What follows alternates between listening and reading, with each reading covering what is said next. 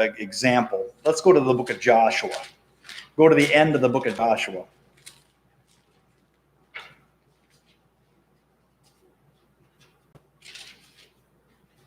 Joshua's death and burial, 29:30 down to verse 33 of chapter 24. So you got Joshua 24. Joshua dies. They took the bones of Joseph with them. Notice how the thread of Joseph's bones is still continuing through this narrative here. They buried the bones of Joseph, we read in chapter 24, verse 32. And Eleazar, the son of Aaron, died, and they buried him in Gibeah of Phinehas, his son, which was given him in the hill country of Ephraim. Now they're going to go in, and he's recounting something of, they've already conquered the land, right? But the conquest continues on for years afterwards. And it talks about how some of the tribes failed to conquer the land that they were supposed to. And anyway, we read in the book of Joshua Judges. And we read in chapter 2, verse 11. Go back to verse 6. When Joshua had dismissed the people, the sons of Israel went each to his inheritance to possess the land. Now remember, we already read in the book of Joshua that Joshua has died. So this is picking up the story now. The people served the Lord all the days of Joshua and all the days of the elders who survived Joshua, who had seen all the great work of the Lord, which he had done for Israel. Then Joshua, the son of Nun, the servant of the Lord, died at the age of 110. And they buried him in the territory of his inheritance in Timnath-Heres in the hill country of Ephraim, north of Mount Gaash. All that generation also were gathered to their fathers. And there arose another generation after them who did not know the Lord, nor yet the work which he had done for Israel. Then the sons of Israel did evil in the sight of the Lord. Now notice, see, Joshua's dead, that generation dies, and now what do? They fall into idolatry. So you can see how Judges, which is one of the foundational books, picks up right where the book of Joshua left off. Okay. Again, a number of years have passed because, Joshua dies and there's still some conquest going on. And then that generation lives. And then when they die, then the calamity of the book of Judges takes place. The book of Judges takes place. So you see how these books, they build on one another. So if you go to the end of the book of 1 Samuel, you'll find and see that it picks up in 2 Samuel. It's almost seamless between 1st and 2nd Samuel, which probably would have been as good of illustration for this I could have used anyway. But anyway, there's 11 foundational books, and they take us all the way from creation through the life of Abraham and his family, all the way through to the captivity that went into Babylon, all the way then to the return from the captivity in the days of Ezra and Nehemiah. And the book of Malachi was written in those days. So he would plug in the Ezra and Nehemiah historical framework. So again, I think I put those in your notes, correct? Genesis, Exodus, Numbers, Joshua. So when you're reading through the Old Testament, keep in mind that those are the ones that carry on the historical flow. Everything else fits within the context of the other books. Remember the book of Ruth, it starts out, and in the days of the judges. It gives us an historical account of what was taking place, but it doesn't further on the story. It takes place within the story of the book of Judges. Anyway, another case, Psalms find their place throughout the historical narrative. Since many were written by David, their context then is with where? 1st and 2nd Samuel, which tells us all about David. Psalm 90 is attributed to Moses. Where does that put him? That puts him clear back, that's an Exodus through Numbers. So the Psalms aren't, okay, he wrote Psalm 1, then somebody wrote Psalm 2, and then somebody wrote, that isn't how it works. This is a grouping of Psalms based on theme. And actually the book of Psalms is divided into 5 books amongst the Jews.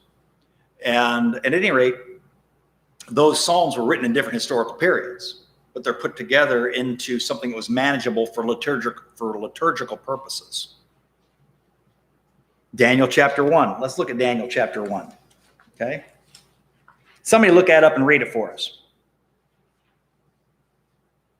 Daniel 1:1. In the 3rd year of the reign of Jehoiakim, king of Judah, Nebuchadnezzar, king of Babylon, king of Jerusalem, besieged it. All right, now that historical context is 2 Kings 23:34 through 2 Kings 25:5.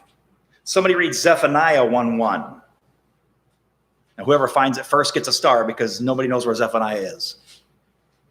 It's one of those minor prophets, which. The word There you go. came unto Zephaniah the son of Hushai, the son of Gedaliah, the son of Amariah, the son of Hezekiah, in the days of Josiah, the son of Amnon, king of Judah. Okay, now Josiah was the last godly king in the nation of Judah. And so in the days of Josiah, Zephaniah is doing his prophecy. And he's foretelling God's wrath upon the nation. Because after that, it's Jehoiakim, who was deficient, Jehoiachin, who is deficient, and Zedekiah, who is deficient. Those were the last 3 kings in Judah. Josiah was the last godly one. So you can see how these books then plug into these. Anyway, Zephaniah plugs into 2 Kings 22 and following, which tells all about what happened with Jehoiakim, Jehoiachin, and Zedekiah after the days of Josiah, right? Or in the days of Josiah.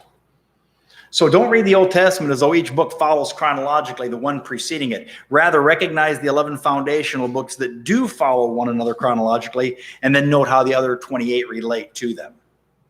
And we'll be doing that as we go through this study. Yeah, Habakkuk goes here, Hosea goes here, that sort of thing. Now, note the divisions of the various types of literature. The Old Testament may be divided by literary genre. What do I mean by that? What kind of stuff do you read in the Old Testament? Do you read any poems anywhere? Where? Psalms. What other poems do you find, or what other poetry do you find? Okay, Song of Solomon is a good example. The book of Job, most of it is poetry. It's written in a poetic style. If you look at the book of Proverbs, even though they're not lengthy poems necessarily, some of them are. For example, Proverbs 31, that's lengthy, but most of them are just maybe 1 or 2 verses. And we'll get to that when we get to the book of Proverbs. What else do you find? You find poetry. So what else do you find? History. Give me an example of a historical book. Genesis, Esther is another good one. What else do you find? Law. And where do you find that? Leviticus. See, there are different types of literature. That's another thing, too, is oftentimes people think that that the Old Testament is a bunch of bedtime stories for little kids that grandmothers tell their children on their knee, when in reality, there is a lot of stuff in the scriptures that are really court records, census records, financial statements. There's a lot of that stuff in there. And I tell you, you can look this up. We're going to talk about it later. And again, I say this as reverently as possible. The most boring chapter, the most tedious chapter in the entire Bible is Numbers chapter 7. My goodness.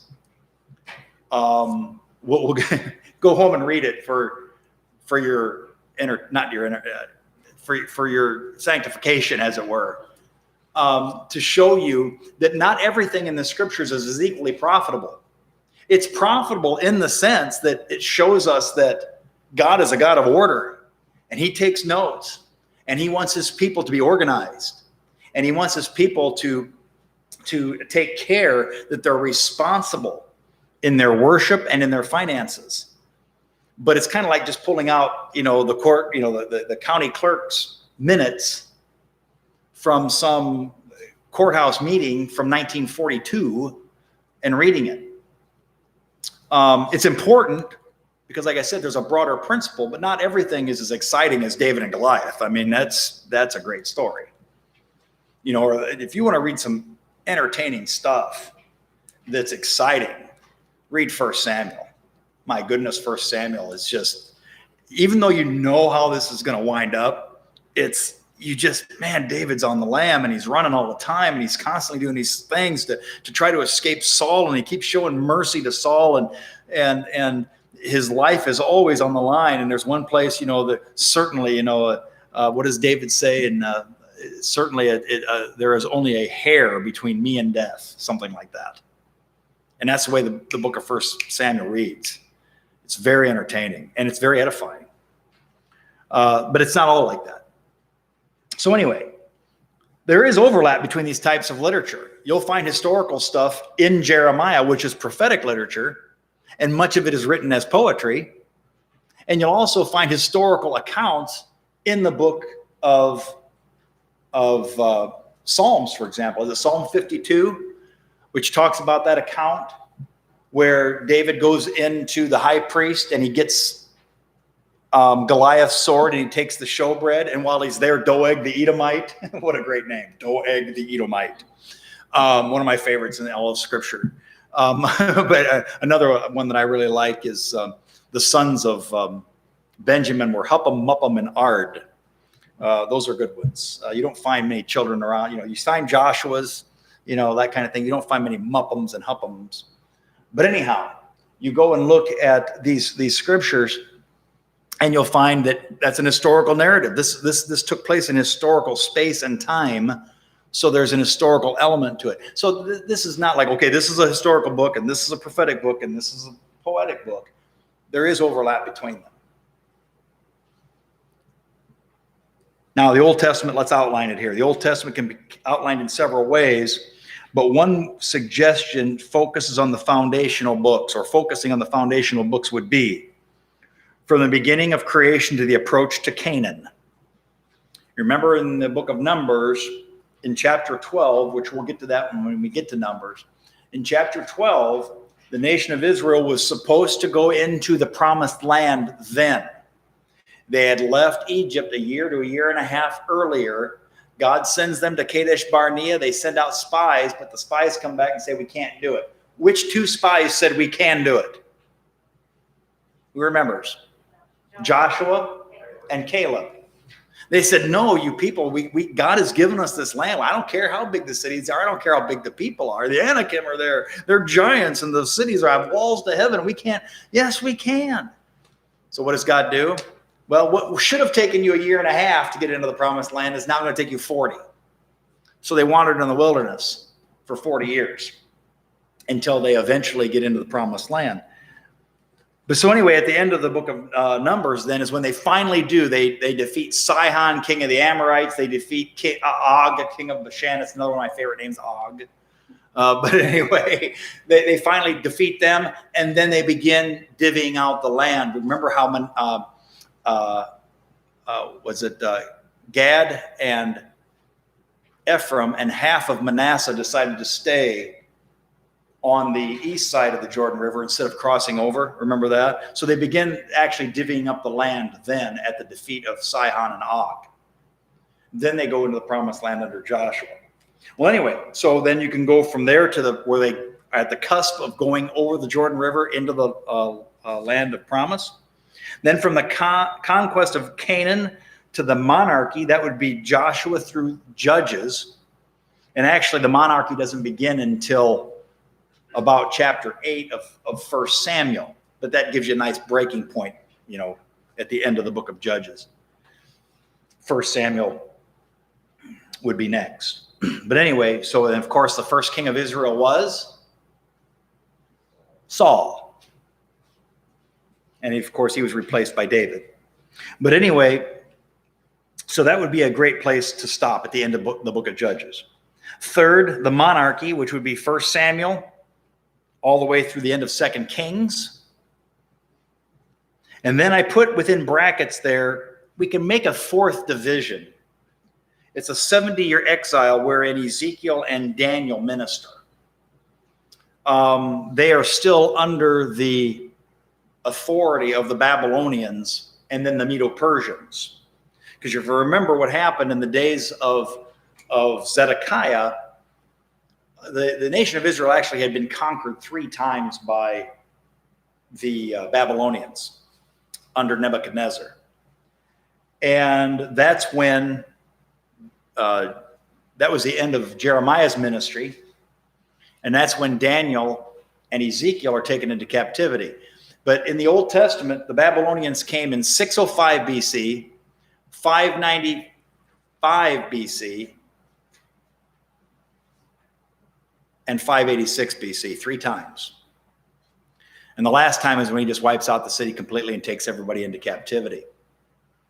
But then after that, at the end of the book of Daniel, which is not really a historical book, though there's historical stuff in it, at the end of that, you find that the nation of Israel is about to be released by the Medo-Persians. The Medo-Persians then conquered the Babylonians, who had conquered Israel. Under the Medo-Persians, then the Jews are allowed to go back to Jerusalem.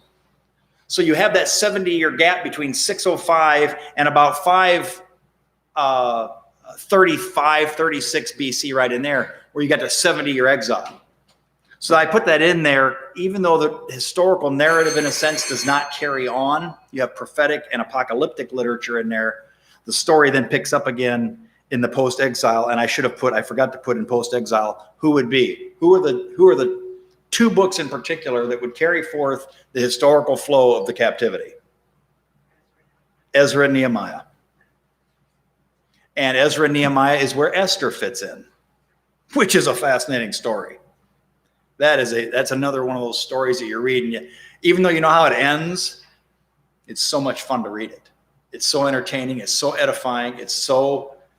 Even though the name God is not even mentioned, God's not mentioned by name anywhere in it. His providential care is seen. And I read somewhere, I forget who it was, some rabbi was asked, how can we have the book of Esther in the Old Testament when God's not even mentioned in it? How can we consider that an inspired book? And I'm paraphrasing all of this, but he said, if Esther's not inspired by God, then nothing is. Because God's providential care is clearly seen. And what an entertaining story. All the intrigue and the court, shuffling for power, and everybody's trying to stab each other in the back, and Mordecai refuses to bow to Haman, and it makes Haman mad, and it's just fun to read. It's really fun to read. And again, it's very edifying, and it's sanctifying.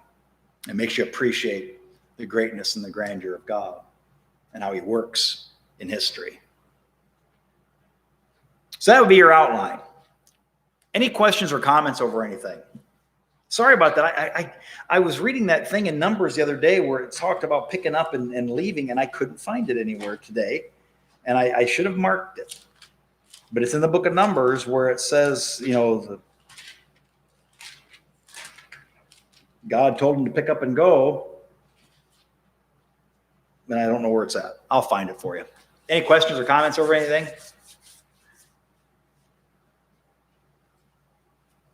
All right, then. We'll cover Genesis next week, and who knows, we might even do Exodus. It might be chapter 12. I looked there real quick, but I didn't take time because I was wanting to move on. Where do you see that, Amy? What does it say?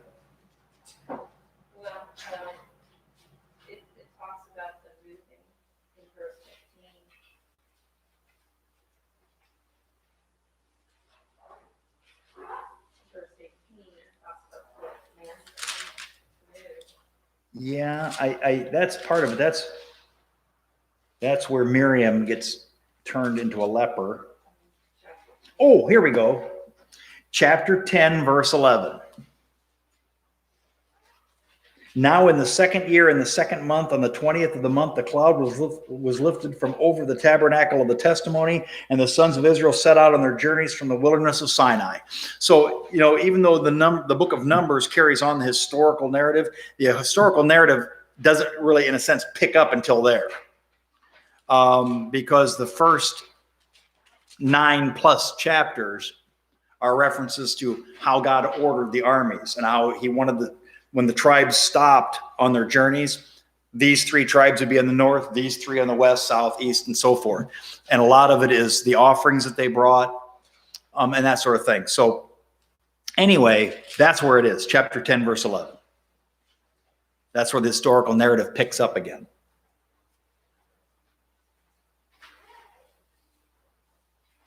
Anything else?